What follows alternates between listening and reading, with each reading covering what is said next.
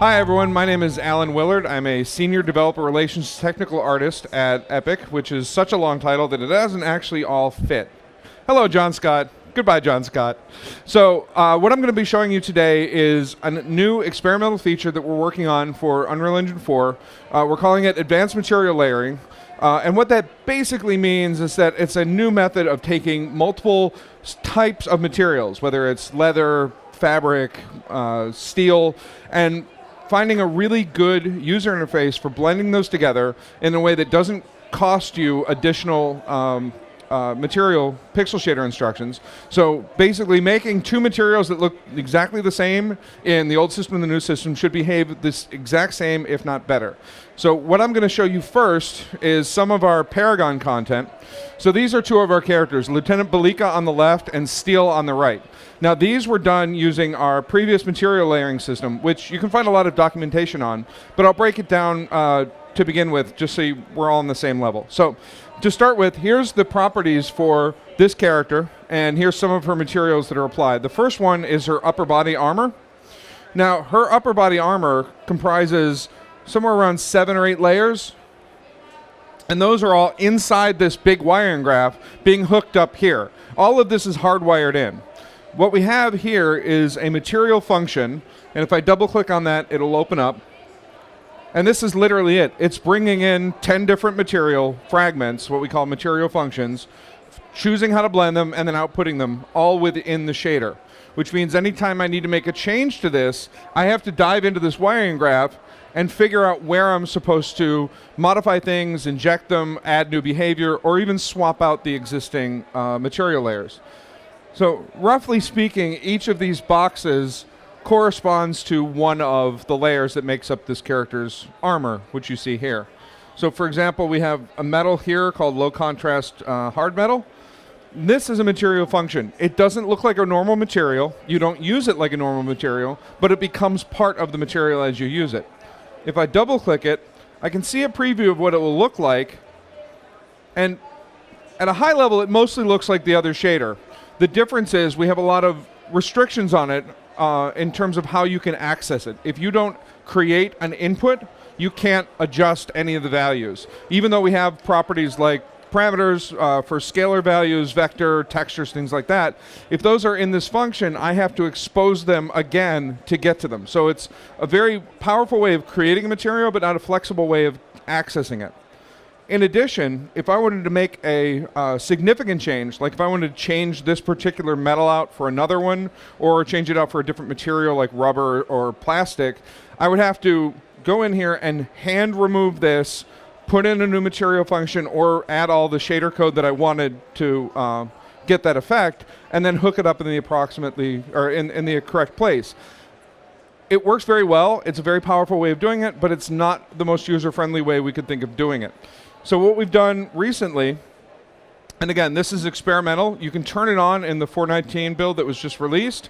There's a few differences between that and this code, and we expect to make more changes to both the interface and how it works behind the scenes to make it even more user-friendly.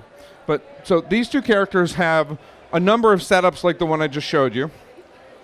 And these two characters I rebuilt using our new material layering system. So if I select Balika again, she has the exact same setup, it's the same mesh, nothing is different except some of the materials that are applied to her.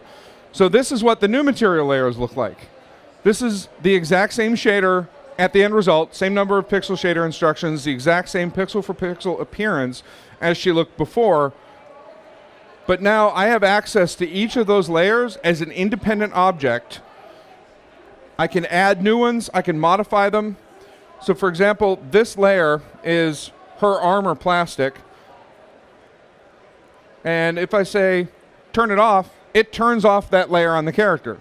It's no longer rendering that set of pixel instructions, so I can easily see where this is on my character mesh and make changes to it. In addition, when we add a material layer to this stack, it's no longer a material function. It never was. We now create what we call a material layer asset, which is identical to a normal material. I'll look at this one, and if I open it up, it still has that shader network, but we don't have to have all those function inputs and outputs. We just use the stuff we would normally use on a layer or on a material. Scalar parameters, vector parameters, and all of it works because once I add it as a layer, all those properties show up and I can make changes at will. So let's say I want to change her armor color. It works just like a normal material instance. The nice thing though, if I do this a lot, if I make a bunch of variations, like say I want dark blue Belika, I want bright green Belika, I want Belika with flowers all over, whatever I want, I can now very quickly just create a clone of that. And it will create an instance of this shader, so I can now create a whole bunch of variations, and they'll just show up. So this is that variant. It still has the same inheritance chain. It's a child of that other shader that I modified. So as I make changes to this, they'll propagate down to my character, but I can now create another child and have her be orange. And now I have different variants that I can apply to my character, all built from within the tool. So as I explore new ideas or decide I want to see it look differently, I can basically just rubber stamp those out and have a record of them if I want to go back. I can make 20 different variations for my character in a matter of minutes. So it's a really powerful way of leveraging all the work as you're doing it. You're not only limited to where you end up with the shader, you can kind of explore your options without losing anything. So the way a layer is actually made up in the stack is two parts. One, we have the layer asset itself, which is essentially a material. And then we have what we call a blend asset. And because this stack is a literal Photoshop stack, we have a background, then we have all the layers stacked in order. The topmost layer will overwrite the one below it, and so on. So this blend is what informs the system how that's going to happen. Am I adding them together? Am I multiplying them? Is it a lerp? However, you can actually create your own logic for that, and I'll show that in a bit. So once I've created all of these variants, whether they're differences in the type of material or just the color, I can then create those and assign them to my character, which I've done here.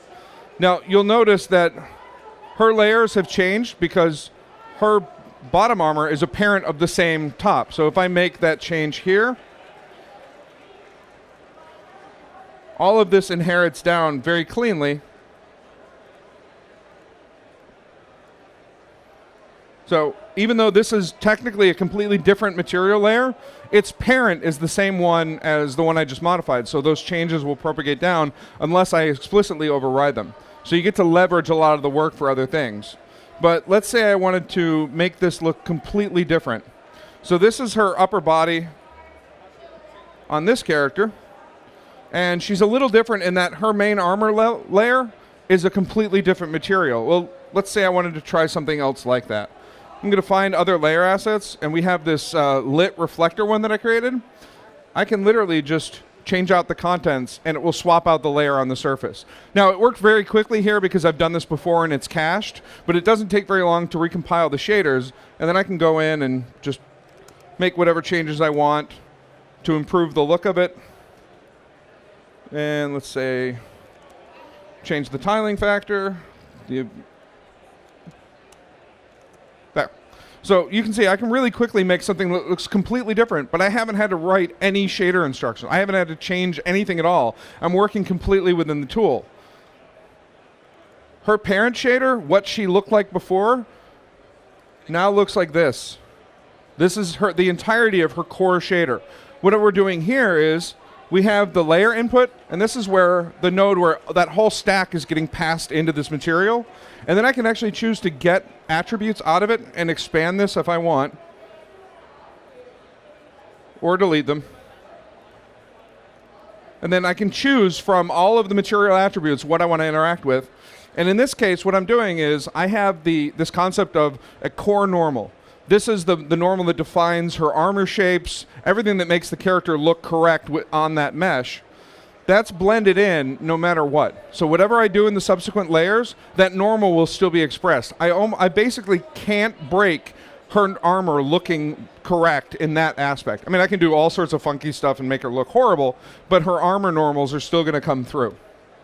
And we do that for a couple of different things, especially with characters, because you know certain things are going to be true across all your characters. The character's going to look this way when they're wet. They're going to look this way for ambient occlusion, things like that. So we can put that in the core shader, and then all the layers will add on top of that and work nicely with it. So going back to Balika and her layer setup, so you can see I can really easily swap out pieces of those layers. I can even still turn this one off. And this time it will have to recompile, which will take a couple seconds. But this means that as an artist, I'm not tied to any particular layout. Even my children, my instances of their parents, don't have to have the same layer stack. I can actually remove layers, change layers out, and it will not break the parent. The parent will continue to work correctly. I'm just changing how this child works in the world. So a good expression of that, on Steel, his upper and lower body parts actually have a simpler material than Balika, because he doesn't have as many types of material, or at least the core one didn't. So he only has 5 layers, or 6 layers, including the background. And we use I'm using the same base for his upper and lower body, and also his shield. And the reason I'm doing that with the shield is, one, it has some of the same materials on it, but also because there's something that we can do with the layering system that we couldn't do before, and that's essentially having optional layers. In this case, his topmost layer, which most of the time isn't needed, I can have an instance where this is enabled, and I can have my special effects on that. So imagine you have a gameplay event where your player is going to have some kind of overlay or glow, and that's expensive. You don't want that all the time. So what you can do now is you can create an instance that has that on, switch to it during gameplay, and switch back when you don't need it. So now you have all these layers that can add things like deformation, corrosion, glow effects like this, burning fire, whatever you want, and you don't have to have them impacting your game until you actually need them, which is a really, really important thing for performance. And since we can have these optional layers, we can have as many of them or as few of them as we want, and just turn on the appropriate one or switch to the appropriate material at gameplay. So I've shown a bunch of layers and how they work. I'm actually going to go a little bit lower down and actually create some of this setup so you can see how it's done. So here we've got some simple armor pieces. 2 of them have already been built out, and one of them has a very basic setup on it. So if I select that one, I can see its material has just the background layer, and this is literally just to give it some visual identity so I can see what the surface will look like. Most of the time we use just a flat black, non-emissive, almost invisible to build upon. So the first thing I'm going to do is add a new layer. So very quickly and easily, new layer. I have entries for the layer asset and the blend. And let me go down to my vest folder here. And so I've got a few different material layers here. Let me make a new one. So I'm going to do something really, really simple. And just make it chrome. I don't need those nodes in particular. So making a material attribute gives me all of the normal shader inputs that I need. And let's go with a scalar parameter for metallic. We'll set that to 1 by default. A vector parameter for the surface color. And we'll pick something in light blue. So now I should have a somewhat Christmas ornament looking surface. And we'll go ahead and put in a roughness parameter with a setting of 0. So this is going to be a bluish chrome ball. We'll increase the roughness just slightly so that we're not quite as perfectly reflective. And that's compiled, and I can just use it in my material. Now, the first thing you're going to notice once it finishes compiling is there's no masking. It just floods down. Without a blend asset, it basically says, I am the dominant layer. I don't know about any of the rest of you. So the next thing we need to do is create or use a material blend. So I'm going to create a new one. Very similar to creating a material layer, but this time we'll create it using a texture as the blend. So one of the options, if you turn on the material layers feature, is an option to automatically create some of the nodes that you need when you create a layer blend or a layer. In this case, it gives me the top and bottom layers. So the bottom layers are every layer below this one. The top one is the one that you're blending in. And then a blend attributes node, which gives me the option of how I'm going to blend this. In this case, we're just going to find a texture. We've got one for this armor already. I'll drop it into the scene, give it a name just because I like to parameterize stuff, mask texture. And then another new node that we added, and if you're familiar with using the material system as it is, we have this concept of a component mask. I have an RGB texture. It lets me pick RG or B or any combination and then pass that through. But when you change it, you have to recompile the shader. So it can be a little bit of a time loss if you're trying to iterate quickly. So the channel mask parameter gives you the same option of what channel, but it just masks it out without requiring compiling. So in this case, and because it does support RGBA, I'll go ahead and append these together so that I go from RGB to RGBA, pass that in, and feed it up. So I'll compile this, drop that right into the blend here, and I should get just the straps and the trim have that blue chrome. And in the layer properties, because all of this is basically one giant material instance, I have access to all these properties. So I can say, I care about the channel, and I'm going to change it to blue or green, and it will change how that material is applied to the surfaces. So that, you can see, it's really easy to set up. Just this layer will be in this part of the texture and move on. So I'm going to show off another feature. So we'll create a new layer. I'm going to use an existing one this time. Let's find, I've got a nice shiny paint. And again, when I apply this and it compiles, it's going to flood the whole thing. So we're going to end up with a very garishly yellow-green armor, or yellow armor. And this time I'm going to make another new layer blend, but I'm going to use something different for it. So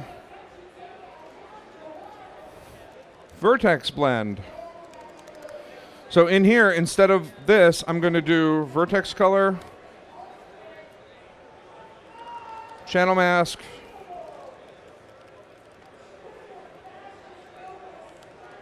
append these together, feed that up, and now when I use this in my blend,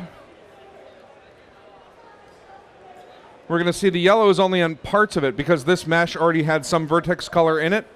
So I'm going to go into paint mode. I'll make sure my vertex channel is still red. I'm only going to paint in the red channel, and now I can paint or unpaint anywhere on my armor that I want it to be yellow. So I've got a really not pretty, trust me, I know it's not pretty layout, but this is going to let me show something else off. So I'm going to add another layer. And again, because all this instantiates, I can use the same layers over and over. So I'm going to use the same paint and the same vertex blend, but I'm going to use the blue channel this time. And so we can tell the difference, I'm going to change the color of the paint. So we'll go with a bluish purple. And now, if I choose to paint the blue layer, because in the stack order, the blue paint is above the yellow, anywhere I paint the blue is going to win. It has the highest level in the stack, and I'm basically telling it the vertex color is the most important. But what if I didn't want that? Well, I just change the order, compile it differently. The whole layer stack is fully dynamic. I can change that while I'm in the tool however I want. And this is really important because if I were to have 8 layers like Balika has, and I decided that layer 3 needed to be up where layer 6 is, I have to delete things or manually move things around. Now I can just grab it and drag, and it'll just work. It's a really, really powerful system, and we're looking forward to where we can take this moving forward. We're planning it to be a full release in our 420 release later in the year. We do intend for there to be changes to it, so if you are using it on an experimental basis, please be aware there may be changes to it that will invalidate some of your old content. We try to be as backwards compatible as possible, but the reason it's experimental is because we're not done with it. We know that things might break. So please feel free to grab it, use it. There's already been tutorials done by us as well as other of our customers and clients on how to use some of the blends and things like that. So please go forth and have fun. We have plenty of other stuff at the booth to check out. Just around the corner, there's some touch screens with our digital characters. We've got shirts over there. We've got our licensee pods here, so you can see some of the other projects that we've seen done with Unreal Engine. And thank you very much. I hope it was informative.